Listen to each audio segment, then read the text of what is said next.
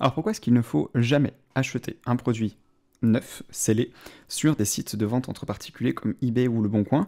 Eh bien tout simplement parce qu'il y a un truc qui s'appelle les mentions légales dont tout le monde connaît l'existence, mais que personne ne lit jamais. Et c'est hyper important, et justement au travers de cette vidéo, on va revenir sur quelques petits points qui peuvent vous protéger et surtout éviter de vous faire piéger par un constructeur après une vente. Alors pourquoi là les mentions légales c'est un sujet qui va nous intéresser? Eh bien tout simplement parce que dans les mentions légales d'un constructeur, on va prendre l'exemple dans cette vidéo de Nintendo, d'Herman Miller, de Nvidia, de Sony, etc. Eh bien c'est là où le constructeur ou le développeur va indiquer comment doit être utilisé le produit, qu'est-ce que va couvrir la garantie ou non, etc. Et bien justement, l'origine de cette vidéo, c'est-à-dire qu'est-ce qui m'a donné envie de la faire, c'est que sur un groupe Facebook dans lequel je fais partie, où on parle setup, etc., et bien il y a un gars qui a acheté une chaise de la marque Herman Miller. Donc pour ceux qui connaissent pas, une entrée de gamme, on est dans les 1300 € à peu près, pour vous donner un ordre d'idée pour des chaises. Donc le gars il a acheté une chaise d'occasion, donc en fait elle était neuve, il a acheté une chaise qui était scellée à quelqu'un sur Le Bon Coin, et 2 ans après l'achat, donc elle n'avait jamais été utilisée, elle était scellée, et 2 ans après l'achat, eh bien le vérin à gaz de la chaise, qui permet de monter, descendre, etc., le vérin lâche, il tombe en panne. Pas grave, Herman Miller a 10 ans de garantie, 10-12 ans de garantie sur les produits. Il se dit c'est bon, c'est sous garantie. Il contacte Herman Miller leur dit bah non, le produit, la facture n'est pas à votre nom. Donc la facture d'achat n'étant pas à votre nom, vous n'êtes pas couvert par la garantie du constructeur, donc ça sera 50% du prix de la chaise, parce qu'il faut changer le vérin à gaz avec l'assise. Donc pour une chaise à 1300 balles, 50% du prix, ça fait mal. Donc du coup, par déception, il cherchait d'autres marques à racheter à côté, parce qu'il a plus confiance en cette marque-là, et c'est là que je me suis dit, bah attends, parce qu'en ce moment, là, avec tous les mecs qui vont acheter des GPU en scalper là sur internet, et qui ensuite vont les revendre à 2, 3, 4 fois le prix sur Le Bon Coin et autres, bah, y a pas mal de gens qui vont se faire avoir d'acheter un produit en pensant faire une bonne affaire, ou alors par dépit, parce qu'ils n'ont pas le choix en fait, puisque bah, tous les produits sont achetés en lot par des mecs. Bien, vous pensez se mettre à l'abri en disant c'est bon, j'achète un produit qui est neuf, qui est sous garantie, qui est scellé, qui est encore garanti 1 an. Eh bien pas du tout. Et justement, je vais vous donner quelques exemples avec les marques que j'ai citées précédemment sur à quoi faut faire attention justement. La vérité, je me suis vraiment bousillé les yeux en ce début d'année 2022 pour réaliser cette vidéo, puisque j'ai dû fouiller les internets pour trouver tous les PDF, les documents, les mentions légales, tout lire, pour isoler les paragraphes qui peuvent être intéressants. Donc ce que j'ai fait, c'est que je suis allé, comme je disais tout à l'heure, sur le site de Herman Miller, Sony, Nintendo et Nvidia, je crois que j'ai rien oublié, pour essayer d'isoler les produits qu'on retrouve le plus facilement en fait en occasion et qu'on va potentiellement plus facilement acheter. Et justement, il y a un truc, regardez, je vais vous montrer ça tout de suite. Ça ressemble à ça. Par exemple, là, je suis sur le site de Nintendo, et quand on fouille un petit peu dans l'assistance, on peut télécharger un PDF, justement, de garantie. Et justement, c'est là dont je vous parlais des mentions légales et ce à quoi il faut faire super attention.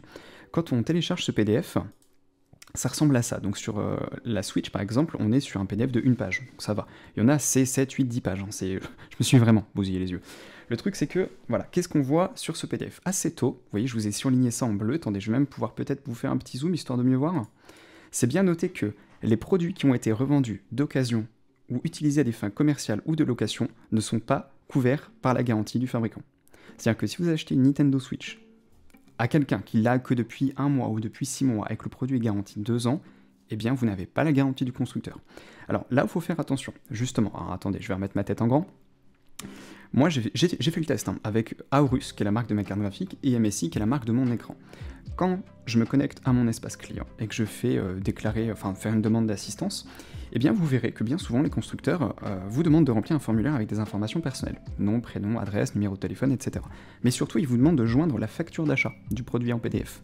Problème, c'est que cette facture d'achat, elle sert vraiment justement à vérifier ça en fait, puisque les produits généralement ont des numéros de série, donc les constructeurs peuvent savoir via le numéro de série si le produit est garanti ou pas en fait.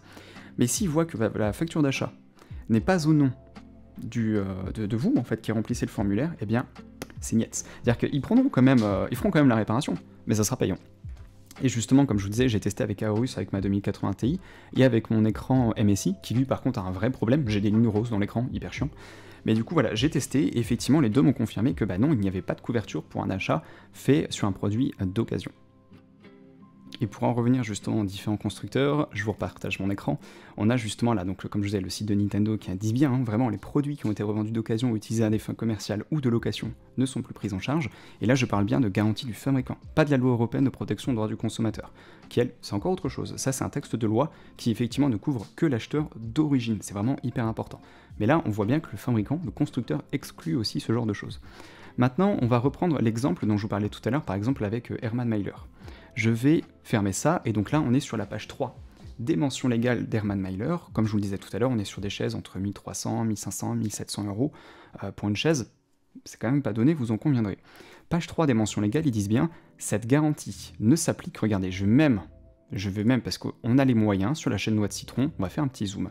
« Cette garantie ne s'applique qu'aux acheteurs initiaux qui ont fait l'acquisition de produits neufs auprès de Herman Meyler, de ses filiales ou de ses distributeurs agréés. » Et c'est vraiment ça qu'il faut prendre en compte quand vous décidez d'acheter un produit d'occasion, soi-disant neuf, soi-disant scellé, soi-disant avec facture d'achat. Il faut vraiment pas oublier ceci. Passons maintenant à un autre constructeur qui n'a rien à voir. Sony fait des PS5, par exemple. La présente garantie, celle-ci est personnelle et ne peut être utilisée par personne d'autre. C'est bien indiqué dès le début dans les mentions juridiques sur le site PlayStation.com quand j'ai fouillé un petit peu pour la PS5, et après généralement ils expliquent qu'est-ce qui est pris en charge ou pas en charge, par exemple des pièces d'usure ou pas. Mais ils disent bien que la garantie est personnelle et ne peut être utilisée par personne d'autre. Qu'est-ce qui se passe maintenant si on va voir justement du côté de Nvidia, puisqu'il y a énormément de qui achètent des cartes pour les revendre derrière 2, 3, 4 fois, 5 fois le prix du GPU. Déjà vous êtes qu'une grosse bande et vous faites chier, et puis le monde se portera carrément mieux sans vous. Mais au-delà de ça, quand on regarde justement les mentions légales, donc vous sélectionnez d'abord une carte graphique, vous allez dans l'assistance, et là vous aurez les mentions légales du support sous garantie. Vous allez dans l'onglet carte graphique, et on a bien un encart qui nous dit « Est-ce que je peux faire un zoom ?» Oui. Alors, limitation de garantie.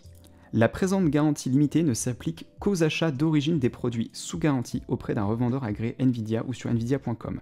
La présente garantie ne s'étendra pas à une personne qui achète un produit sous garantie d'occasion. Donc là, Nvidia borde bien le truc, donc vous pourrez même pas vous plaindre après en me disant « Ouais, mais Nvidia, ça vous prévenez pas quand on achète. » C'est noté. Je vous l'accorde, c'est pas écrit en gros sur la boîte quand on l'achète. Mais en tout cas, légalement, ils l'indiquent. Ils disent bien, voilà, si vous l'achetez d'occasion et qu'il est censé être sous garantie, eh bien c'est pas vous qui aurez droit de la garantie. C'est là que c'est compliqué. À moins de rester en contact avec la personne qui vous l'a vendu, si c'est un proche, un ami, etc., vous pouvez toujours lui demander de faire la remontée du support pour vous si un jour vous avez une panne. Généralement, sur le Bon Coin, quand on achète un produit, on reste pas en contact avec la personne pendant 2, 3, 4, 5 ans. Et justement, c'est ça qui m'a fait sourire, j'ai voulu faire un test. C'est-à-dire que j'ai rédigé un petit texte que j'ai envoyé à différents vendeurs actuellement sur le Bon Coin. Alors tous ne m'ont pas répondu. Étonnamment, tous les gars en ce moment qui vendaient une PS5 à qui j'ai envoyé ce message, eh bien aucun d'entre eux ne m'a répondu. Donc les captures d'écran que je vais vous montrer là dans quelques instants ont été anonymisées pour préserver la confidentialité des vendeurs. Même si on a un ou deux, bon, j'aurais bien aimé les afficher parce qu'ils ont vraiment été cool. Mais je vais vous montrer justement ce que j'ai écrit, ça ressemble, regardez. Hop, le petit texte que j'ai envoyé, c'est ça. Bonjour, je vous contacte suite à votre annonce. Je ne comprends pas trop. Le produit est apparemment neuf, mais vendu largement plus cher que son prix d'origine. Sachant que si quelqu'un l'achète, il n'aura plus de garantie constructeur, ni de couverture vis-à-vis de la protection du droit au consommateur. Donc dans cette logique, le produit devrait être moins cher que le prix neuf, puisque l'acheteur d'occasion perdra sa garantie et sa couverture légale. Pourquoi ne pas le préciser dans l'annonce? Est-ce que c'est une méconnaissance des conditions générales de vente, un oubli dans la description de l'annonce, ou volontaire pour le cacher aux acheteurs potentiels? Alors, je savais que j'allais m'attirer les foudres de certains vendeurs en leur envoyant un message pour me dire « je comprends pas parce qu'en fait vous le vendez vachement plus cher ». Mais le but pour moi n'était pas d'aller faire chier les gens, c'était justement de leur poser la question « est-ce que déjà vous savez que le produit que vous vendez n'est plus sous garantie ?» Puisqu'ils en servent tous d'argument en disant « je vends une carte graphique qui est neuve sous garantie ». Donc c'était vraiment avec bienveillance que j'ai posé ces questions et pour alimenter justement cette vidéo. Et les réponses sont très variées. Et c'est ce qui m'a fait sourire. Alors je voulais attendre un peu pour réaliser cette vidéo, pour tourner cette vidéo, d'avoir beaucoup plus de réponses. Finalement, j'ai eu des réponses qui étaient tellement variées, même si j'en ai pas beaucoup, je me suis dit que ça suffirait très largement à alimenter cette vidéo.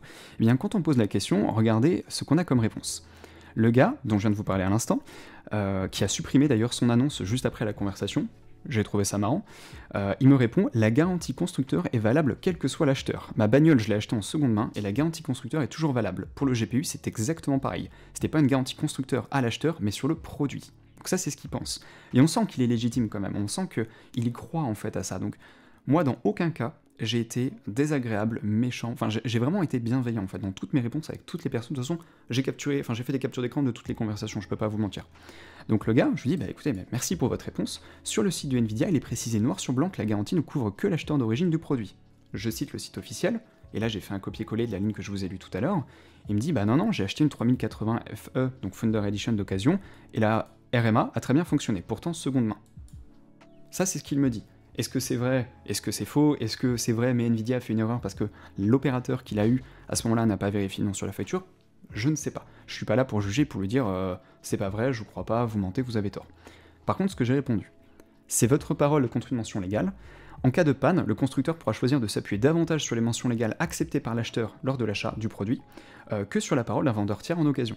Quoi qu'il en soit, mon message n'était qu'à but informatif, vous invitant à mettre la description de l'annonce à jour, cette condition générale de vente étant bien souvent méconnue. Bonne vente à vous.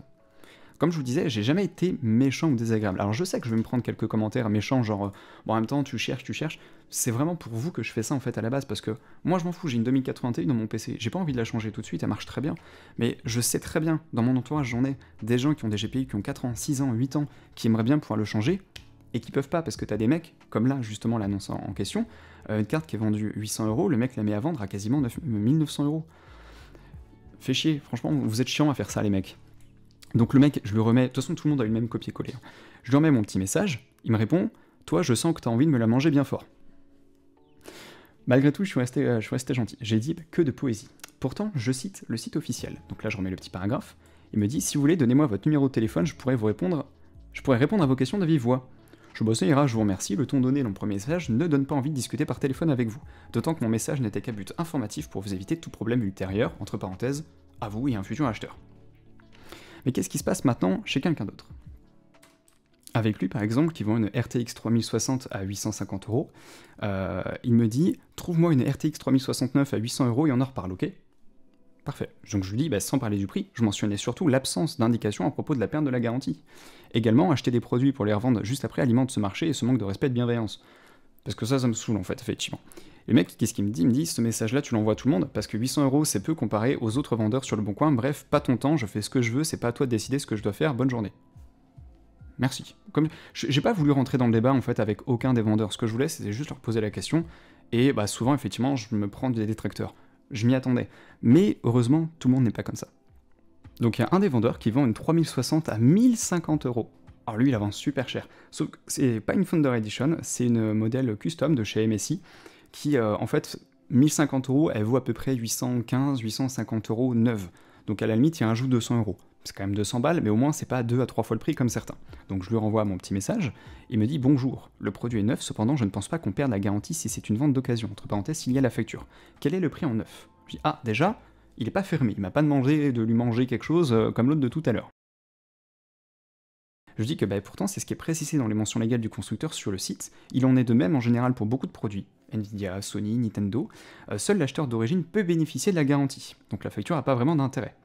Et là, il me dit « Je vous avoue ne pas avoir lu les conditions légales. » Voilà, là, on a quelqu'un d'honnête. Et justement, donc attendez, comme la conversation est un peu plus longue, j'ai fait 2 captures d'écran. Et donc je lui explique, je me doute bien, et que comme les vendeurs les lisent pas souvent, c'est pour ça que je me permets le message avec bienveillance. Il me dit « Merci pour votre message, je mets à jour dès demain. » Et après, il me demande à quel prix il pourrait la vendre. Donc je lui dis « C'est difficile, etc. » Enfin bref, là, ça nous intéresse plus trop. Mais je lui dis que voilà, je l'embêtais pas vis-à-vis du prix, c'était surtout vis-à-vis de la garantie. Mais il en reste un. Et qui lui me parle de la conjoncture actuelle, donc les cartes graphiques sont en pénurie, avec une 3070 Ti qui vaut actuellement 1200€, voire même plus si on l'achète, si on ne l'achète pas dans les minutes de la vente. Donc lui, pour 1100€, il estime que c'est un prix respectable. Bref, tout ça, regardez, je vais repasser avec ma tête en grand, tout ça c'était vraiment pour faire un test avec bienveillance, comme je vous disais, et je le redis encore une fois, pour éviter les détracteurs en commentaire, même si on en aura forcément, ce n'était pas fait pour faire chier les gens qui vendent des produits sur le bon coin. C'était vraiment pour prendre un petit peu la température. Est-ce que les gens connaissent vraiment ces mentions légales? Qu'on achète une chaise Herman Miller, qu'on achète une PS5, une Switch, une carte graphique, eh bien c'est là qu'on voit que beaucoup de gens ne savent pas qu'en fait, généralement on perd sa garantie constructeur. Donc c'est ça qui est intéressant. Bien sûr, vous pouvez choisir d'acheter ce genre de produit. Par contre, attention, il y aura toujours des cas, il y aura toujours des gens sur les forums qui pourront vous dire « Ouais mais moi ça a marché ». Mais super, pardon Mikasa, attends je remets la figurine, super en fait s'il y a une erreur humaine qui a fait que votre garantie elle a pu fonctionner alors que c'était pas vous qui avez acheté le produit. Mais gardez bien à l'esprit que là si vous achetez un produit à 800, 1000, 1500€ et que les garanties ne fonctionnent pas, et que la réparation c'est 50% du prix du produit, comme la personne avec qui je discutais sur internet qui me parlait de la garantie de Herman Miller, ça fait mal. Est-ce que vous seriez prêt à réinvestir 50% du prix du produit un an après l'avoir acheté ? Et voilà les amis, donc cette vidéo va prendre fin. N'hésitez pas à me notifier en commentaire de cette vidéo si vous avez vous-même vécu des expériences de ce genre, c'est-à-dire soit des expériences où, au contraire, vous avez eu de la chance, des expériences où vous avez dû négocier avec un constructeur ou avec un revendeur, ou au contraire, des moments où, en fait, vous n'avez pas été pris en charge alors que pourtant vous pensiez que vous étiez dans votre droit. N'hésitez pas à me raconter tout ça. Encore une fois, j'en appelle à votre bienveillance en commentaire. Si vous avez des questions, des envies pour de futures vidéos, n'hésitez pas à m'envoyer un message. On a toujours le Discord que j'ai fondé en milieu d'année dernière, le Discord de la communauté du citron, sur lequel justement je parle un peu des vidéos avant qu'elles arrivent, c'est-à-dire pendant qu'elles sont en cours d'écriture, où justement je prends aussi un peu la température, savoir est-ce que, tiens voilà, moi j'ai ce sujet en tête, est-ce que ça vous intéresserait? Je fais des petits sondages, et s'il y a plusieurs personnes qui me disent ah ouais c'est un super sujet en fait, derrière je vais réaliser la vidéo. Donc si vous avez des questions ou envie de partager des choses, il y a un espace commentaire, il y a le Discord de la communauté du citron sur lequel je suis beaucoup plus actif que sur les commentaires YouTube, parce que j'ai pas toujours les notifications de vos commentaires. Eh bien n'hésitez pas, sur ce moi je vous souhaite une très bonne année 2022, puis je vous dis à très bientôt. Salut tout le monde.